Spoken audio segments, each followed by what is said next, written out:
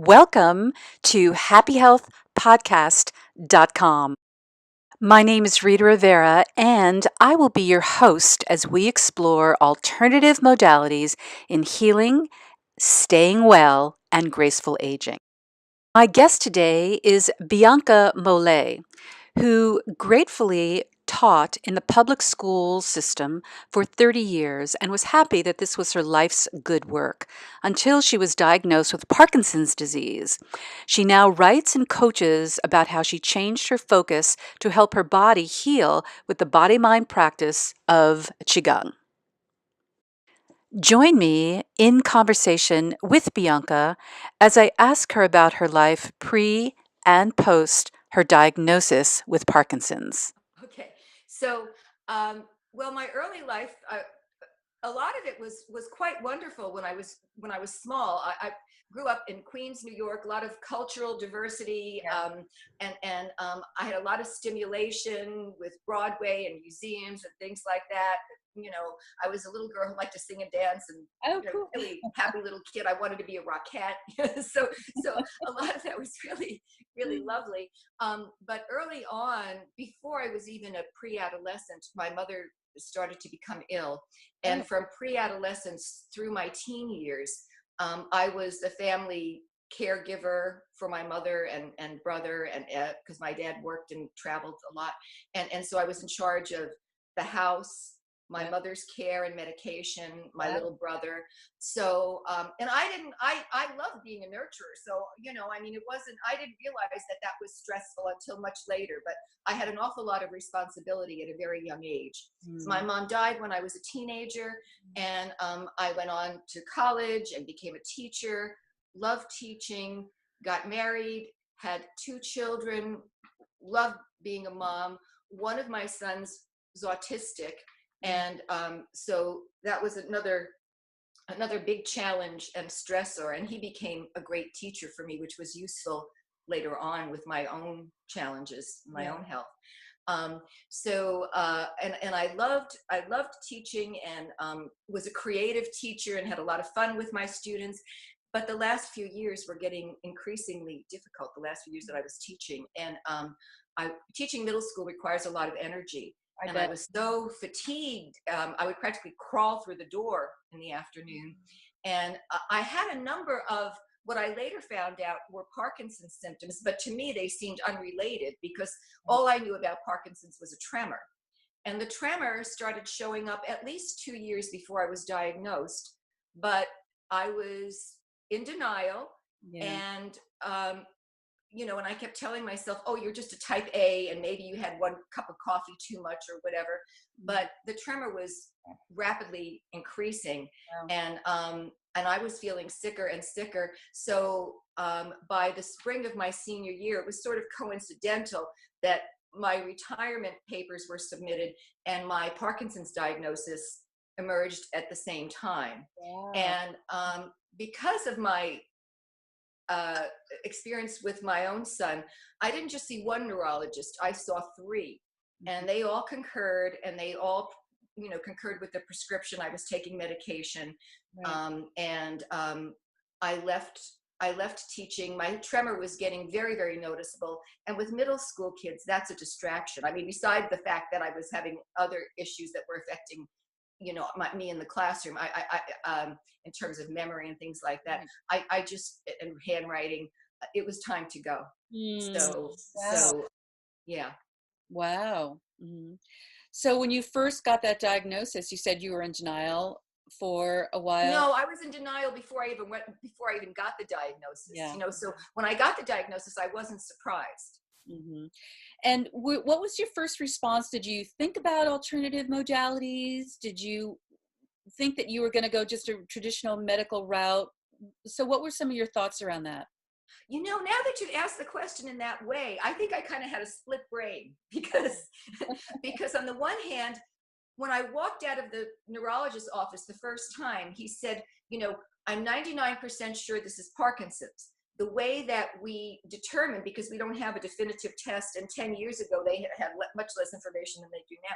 He said, we give you the dopamine drug, we give you Cinemet, and if you show signs of improvement, that means you have Parkinson's. Oh, wow. Okay. So I said, okay. So I walked out of his office with the prescription, went to the pharmacy, got the prescription filled, started taking the prescription.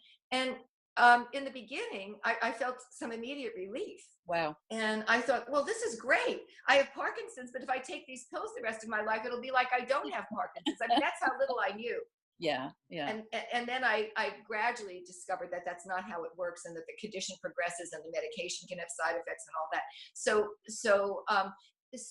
but on the one hand, there was that side of the brain that was like, okay, I'll try this medical rep. On the other hand, because of what I'd done with my son, I mean, when I was given such a devastating diagnosis for him, and when he was an infant, I mean, it was suggested that I institutionalize him, and Oh, I wasn't going to go there. wow. So I had to find Mhm. other ways, and that's how I wound up. I was already a teacher, but I wound up in graduate school with a master's in special education because I wanted to learn everything that I could, and that again became helpful later on in my own healing Mhm. and in working with others Mhm. as I do now. So the split brain, there was a side that wanted to follow the medical route. If a pill could help, I was like everybody else in Western medicine. Sure, I'll take the pill and get on with my life. Yeah. But that's not how it works. Mhm. So the other side was that when I had learned in graduate school, getting my master's in special education, one of my teachers, I always remember the quote, education takes over where medicine leaves off. Mhm. And that's what I had pursued with my autistic son. So now it was my turn to research for myself. Prior to even Parkinson's, I was doing a lot right. So I didn't have to do much with diet at all because I was already following a diet. I mean, I live in Marin County, California. Yeah. We're kind of, it's Granolaville, health food, Yeah, nuts, of and all course. that. Yeah. So, I was eating well. I was a hiker until the Parkinson's, and I didn't realize it was the Parkinson's that was causing it. But until the Parkinson's, I used to ride my bicycle. But then I kept losing my balance and falling, so I didn't do that anymore. I had been an avid hiker. I love to hike the hills because I would be getting cardio as well, and the hills are so beautiful.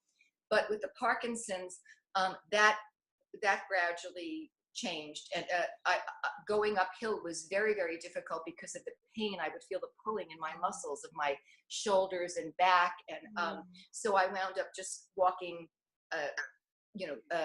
flat surfaces. Right. So anyway, but I was doing a lot right. I had my yoga practice was getting harder and harder. I was having trouble keeping it up because of balance issues. And in yoga there are a lot of poses that you hold, and when you're tremoring and things like that, that's very difficult. So I had been already trying a lot of alternative, or I had been into a lot of what are alternative measures that people with Parkinson's would already be doing. Right. I investigated some other measures, but they at that point were out of my ballpark in terms of finances. People were going to Germany and getting stem cell implants, Right. and then there were the IV glutathione drips, and those at that point were not in my bailiwick. So I was looking for something that I could do for myself that was affordable. Yeah. Which Qigong, all you need is your body. I know, exactly. Your body and your mind, very much your mind, be present, be focused. So how did you eventually come to Qigong? Did someone introduce you, or you read about it or heard about it?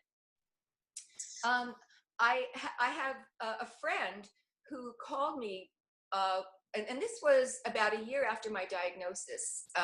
She called me and she said, and by the way, a year after my diagnosis, I was considerably worse than when I was initially diagnosed. So I didn't want to up my medication. I was looking for something I could do. I was in a lot of pain. You don't often hear that there's pain with Parkinson's, but at least about 30% of us have pain with Parkinson's. Wow. So that, and it's called central pain syndrome. But anyway, so a friend of mine called and said, there's going to be a Qigong weekend at the local JCC called Finding the Healer Within. And she said, would you like to go? It's supposed to be really helpful. And it was several $100s, and I was already starting to pay someone to do some things for me that I could no longer do, like things that had to do with taking boxes or things up and down the stairs for spring cleaning, changing the closets around, because I didn't have the balance to hold something. I had to hold the railing and the wall. So I thought, well, how much, I'm on a budget. I don't know if I want to do this. And then she said, well, I have a friend who had cancer and is now in remission. And she did a number of alternative things. One of them was Qigong, and she thinks it was very helpful. Yeah. So I said, okay, I'll do it. The thought in the back of my mind was, there's a chance if I start feeling a little better, I could start doing more for myself. Yeah. Again. Yeah. So I went to the weekend, and I was having difficulty understanding when we were doing a more complex practice called Lift Chi Up, Pour Chi Down. There's a pump that you do where you go down and it's forward, up, back, down. And I was having trouble getting my body and mind to get the directionality right and all that. But somehow just being, I guess, in that chi field and just doing to the best of my ability, I felt like a little lighter and a little more energetic. And that was enough to hook me, Yeah. So that's fantastic.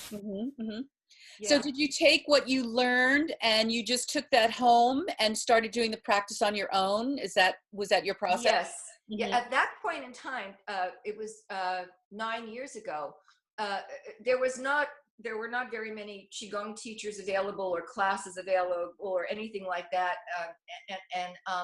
So when I went to that workshop, at the end of the workshop, I bought all the materials, which is very unusual for me, especially, if I'm on a budget, I follow the budget. Right, exactly. But it was like, no, I have to have all this stuff. I have to have every CD, every DVD, every book that's here, I'm buying. I was it grabbed me. Right. And then the other thing was that it was a Saturday, Sunday workshop. And I had in my mind, oh, this Qigong is great. I'll do it for like a half hour every day and I'll start feeling better. And then at the end of the workshop, my Qigong master, Ming Tungu, said, if you have a serious or chronic condition, you should practice 3 hours a day. Right. And I could feel the steam coming out of my ears. 3 hours a day, what is that? And I didn't sign up for that. And then I realized I didn't sign up for Parkinson's either. Yeah. So, and I thought, if I'm spending 12 hours fatigued and in pain on the sofa, and if I spend 3 hours doing this practice and can get my life back, no brainer. So I went home and I hit the deck running. Every day I did at least 3 hours of practice. Oh, it's really impressive, because I think that one of the things I wanted to ask you about, because 3 hours is a huge commitment. And when I was at the Medicineless Hospital in China, they do that all day. People who have really serious illnesses, 8 hours a day, they're practicing Qigong. And it's a big commitment to spend 3 hours a day. Well, what's the alternative? I was feeling worse and worse. I didn't want to make that commitment. Right. So, I've never been afraid of hard work. If it takes hard work and you can get results, I'll do it. Yeah. And I didn't know for sure that I could get results, because even though I found out later there had been people who had already healed from Parkinson's, I didn't know about any of that. So I was in uncharted territory. And all I knew was that I kept feeling a little better mostly every day. Wow. And it kept taking me in the right direction. So I was going to keep going. Wow.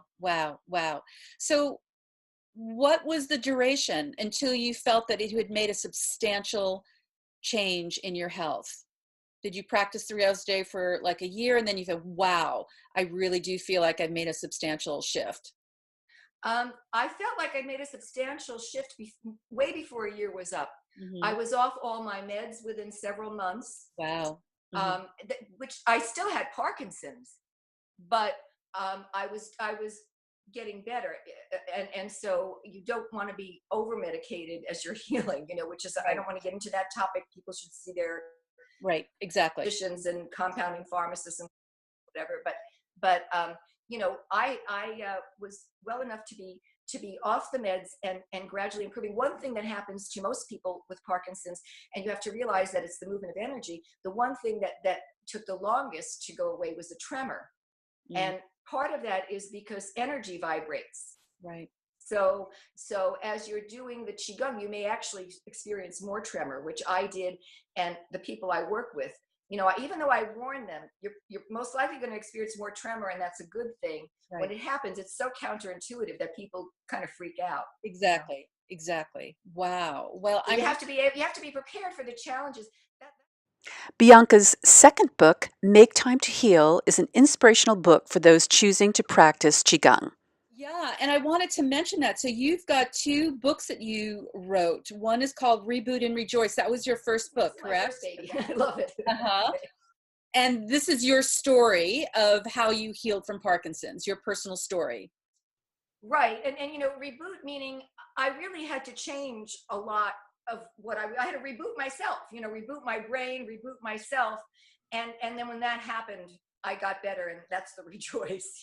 Yes, yeah, absolutely. And your second book is Make Time to Heal, Qigong Tips for People with Parkinson's. So if you wanted to give a few words to people out there who might be watching who are dealing with Parkinson's, what would you like to say to them? Okay, this book is very helpful for those who are choosing to practice Qigong, and even those who aren't. I've been told it's motivational.